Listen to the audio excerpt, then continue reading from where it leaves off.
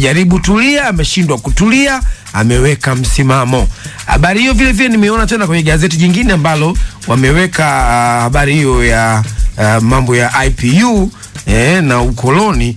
Ni gazeti la Wamachinga, sauti ya wanyonge. Wamachinga linasema Dr. Tulia awapasha wanaomzodoa kukutana na Putin, awataka wabunge IPU wamwamini na kumpa nafasi badala ya kufikiri ukoloni. Habari inaendelea ukurasa wa 4 gazeti hilo la Wamachinga. Gazeti jingine ambalo limeandika habari hiyo ni gazeti la mwisho kabisa, tumalizane nayo. Tuende na hilo la mwisho. Achane na ukoloni. Umemsikia bwana Victor Simon, speaker, rais wa umoja wa mabunge duniani na speaker wa bunge la Tanzania Dr. Tulia Ackson akiongea katika mkutano mkuu wa 149 wa IPU ambao umefanyika Geneva, Uswizi. Weka maneno. Yes, ambao utafungwa leo na kuadhimia maadhimio mbalimbali juu ya siasa na mstakabali wa mambo ya kidunia. Na umekuwa na wageni na wabunge, manaibu wabunge pamoja na waambata wao takribani 1500 ndani ya bunge hilo. Kwa hiyo hoja ilibuliwa na mmoja kati ya wabunge kutoka bunge la Lithuania, yeye akihoji juu ya mheshimiwa speaker, lakini pia rais wa bunge la dunia Dr. Tulia, juu ya yeye kwenda kukutana sasa na Putin. Kwa na hoji, kwa maana ukitazama mstakabali jinsi ulivyo wa siasa za kidunia, ukiangalia siasa za magharibi ni kama wamejitenga na Rais Putin, wanajitenga na Russia kwenye kile ambacho kinakuwa kinaendelea, lakini wengi wakiwa kama mstakabali wao ni kama kwa upande wa Ukraine. Kwa hiyo wakashangazwa kumuona yeye kaenda kakutana, lakini yeye amezungumza vizuri, kwa maana ukizungumza neno kwamba neno ukoloni ni kwa maana dhana pia ya kupangia na kutaka yeye afanye kile wanachokitaka wao. Lakini unapokuwa kama rais wa bunge la dunia, unapaswa kukutana na pande zote. Yeye hana upande paka hapo kisiasa, lakini pia kimaamuzi hana upande wote.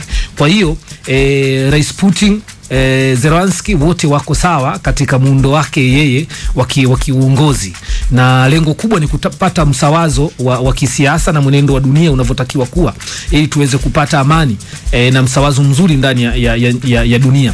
Sasa kama wewe tayari ukiwa rais wa bunge la dunia tayari umeshachagua upande, bana yake sasa hata yale mtakao kwenda kuyaazimia dhidi ya upande fulani hauwezi kuyakubali, maana yake tayari nyinyi mmekwisha anza kuonyesha upande moja kwa moja. Kwa hiyo amesimama imara na amezungumza kwamba kwanza waheshimu utu wake, lakini pia wasilete dhana pana ya ukoloni. Na hata kama najua umefuatilia namna hotuba yake ilivyokwenda, ameshangiliwa sana. Kabisa ilikuwa ni kichambo kilichoenda shule, kichambo cha kisome. Ndio nafikiri ni maneno ambayo kwanza unatazama ni rais wa kwanza mwanamke ndani ya bunge hilo kutoka Afrika.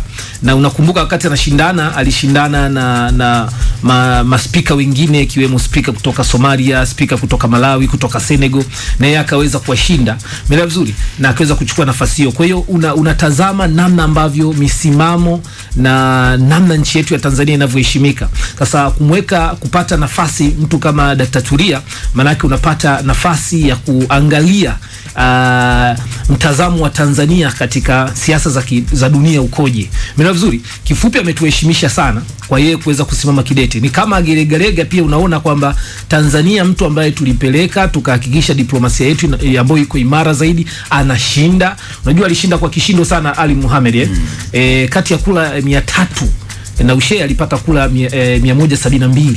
Sasa dhidi ya wagombea wengine 3, kwa maana unaona kati ya wagombea 4 jumla akagawanya zile kura. Kwa hiyo alikuwa na nguvu kubwa, na hizo ni nguvu ya siasa za Tanzania na ushawishi wake katika dunia. Sasa wanategemea hoja zake atakapokwenda kusimama, asimame katika hoja zilizothabiti, na ameonyesha ukomavu mkubwa katika kujenga hoja zake. Sasa tumsikilize alichozungumza mheshimiwa rais wa umoja wa mabunge duniani IPU na speaker wa bunge la Tanzania Dr. Tulia Ackson Mwansasu. Sikiliza kile ambacho amezungumza. I would like to ask you about your last trip to Russia. What did you feel when shaking hands with the war criminal Putin from a terrorist regime in Russia, what especially mandated you, who especially mandated you to represent the IPU, and what benefit did this visit bring to democracy and not to Russian propaganda? Do you agree that your visit to Russia before visiting victim country Ukraine was a mistake, and do you regret it? Thank you. Who mandated you to visit Russia? Why not Ukraine first? The letters were sent out, dear colleagues. The letters were sent very explicitly. They explained, and if you need copies of those letters because they are not secrets, you can always have copies. Letters were sent to our counterparts in Ukraine. Letters were sent to our counterparts in Russia. My visit was to begin with Ukraine. Ukraine responded the dates that we were ready to visit them. Mr. Zelensky and Mr. Speaker would be in New York for the NATO meeting. Would I have stopped them? No. It would be wise. In any case, I don't have such powers. Now, because the meeting of BRICS was taking place, would I stop going to Russia because Ukraine is not ready to receive me because of time? No. Why? Because IPU stands for dialogue. IPU is talking about parliamentary diplomacy. And it is in that context that I did all that I did. And I thought I would be given a little credit for all the efforts that I've done. Not to be crucified for things that I have not. You're asking here who mandated me.